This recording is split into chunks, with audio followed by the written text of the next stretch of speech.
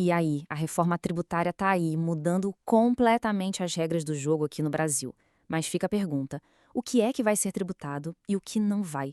Hoje a gente vai mergulhar fundo na nova regra geral do IBS e da CBS e, o mais importante, nas exceções que vão mexer com o nosso dia a dia. Então, a grande dúvida que fica no ar é: será que a reforma tributária vai taxar absolutamente tudo? Bom, a resposta rápida é não, mas a resposta completa é bem mais interessante porque ela passa por entender a nova regra geral e, claro, as exceções que foram pensadas de forma estratégica. E é exatamente isso que a gente vai desvendar agora. Ok, vamos direto ao ponto. Para a gente poder falar das exceções, primeiro a gente tem que entender qual é a regra, certo?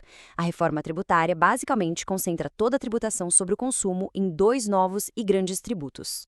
O primeiro deles é o IBS, o Imposto sobre Bens e Serviços. Pensa que ele vai juntar dois velhos conhecidos nossos, o ICMS, que era estadual, e o ISS, que era municipal. A ideia aqui é uma só: simplificar. Transformar esses dois em um imposto único, de competência dos estados e municípios. Do outro lado, a gente tem a CBS, que é a Contribuição Social sobre Bens e Serviços. Ela faz a mesma coisa, só que na esfera federal, unificando tributos como o PIS e a COFINS. Então, juntando o IBS com a CBS, a gente tem o que o pessoal chama de IVA brasileiro, o nosso Imposto sobre Valor Agregado. E olha só, o princípio por trás desses dois novos tributos é bem direto. A regra geral é tributar tudo, qualquer bem, qualquer serviço, sem distinção. A lógica é fechar as brechas, sabe? E simplificar o sistema ao máximo. Mas, como a gente sabe, toda regra tem exceção, e é aí que a conversa começa a ficar boa.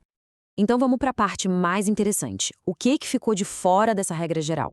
Vamos começar pelo nível mais alto de proteção que existe, que são as imunidades. E aqui, atenção, a gente não está falando de um imposto mais baixo, a gente está falando de imposto zero, garantido lá na Constituição. E a lista, como se pode imaginar, é bem específica.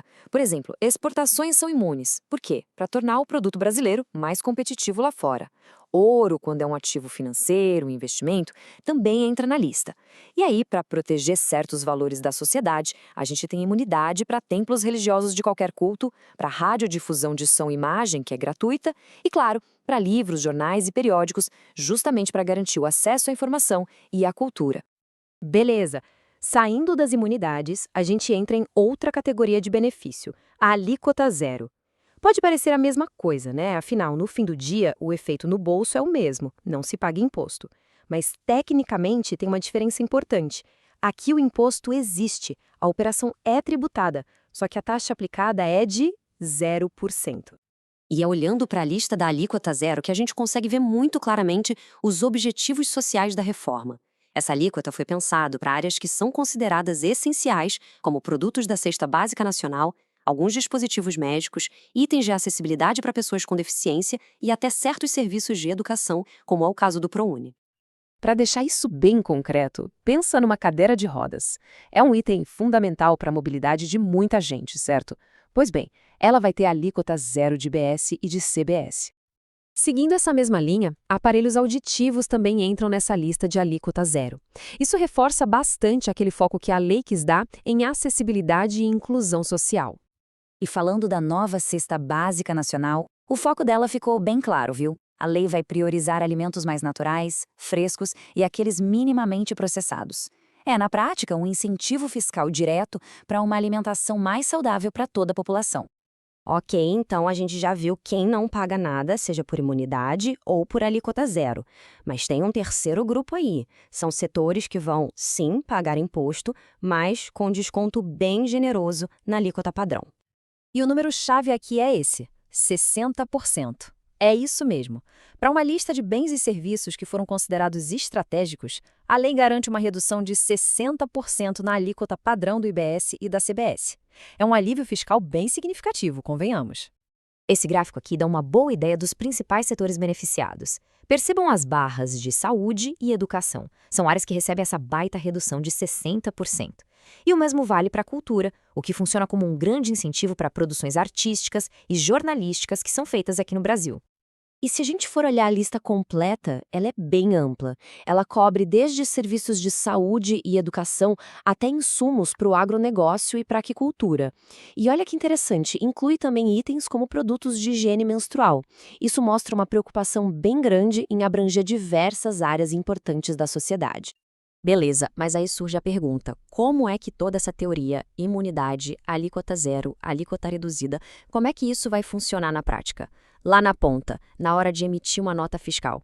A resposta para isso está na tecnologia. O sistema inteiro foi pensado para ser o mais automático possível, e a chave para isso é uma ferramenta que a gente já conhece bem, a nota fiscal eletrônica, a famosa NFE. Ela, claro, vai ser adaptada para essas novas regras. Na prática, o fluxo deve ser mais ou menos assim. A empresa vai lá, vende um produto ou serviço que tem algum benefício e, na hora de emitir a nota fiscal, ela insere um código específico para aquela operação, o sistema da reforma tributária vai ler aquele código e pronto. Automaticamente, ele já calcula o imposto, seja com a redução, seja zerado. Tudo sem intervenção manual, o que garante que o benefício seja aplicado corretamente. E aqui fica um alerta super importante, que vem direto da documentação oficial da reforma, hein? Preencher a nota fiscal com todos os detalhes corretos é a regra de ouro, especialmente naquele período de transição, que começa em 2026. Fazer isso certinho vai ser a única maneira de uma empresa poder usar esses benefícios fiscais. Qualquer erro aqui pode acabar saindo bem caro. No fim das contas, o que a gente vê é que a reforma tributária tenta buscar um equilíbrio. De um lado, uma regra geral ampla, de taxar tudo. Do outro, abrir exceções bem pensadas para proteger áreas sociais, incentivar setores que são considerados estratégicos e, no geral, buscar mais justiça fiscal. A grande pergunta que fica no ar é: será que essas exceções escolhidas foram as ferramentas certas? Bom, só o tempo vai poder dizer se esse novo mapa de impostos vai nos levar de fato a um Brasil mais justo e mais eficiente.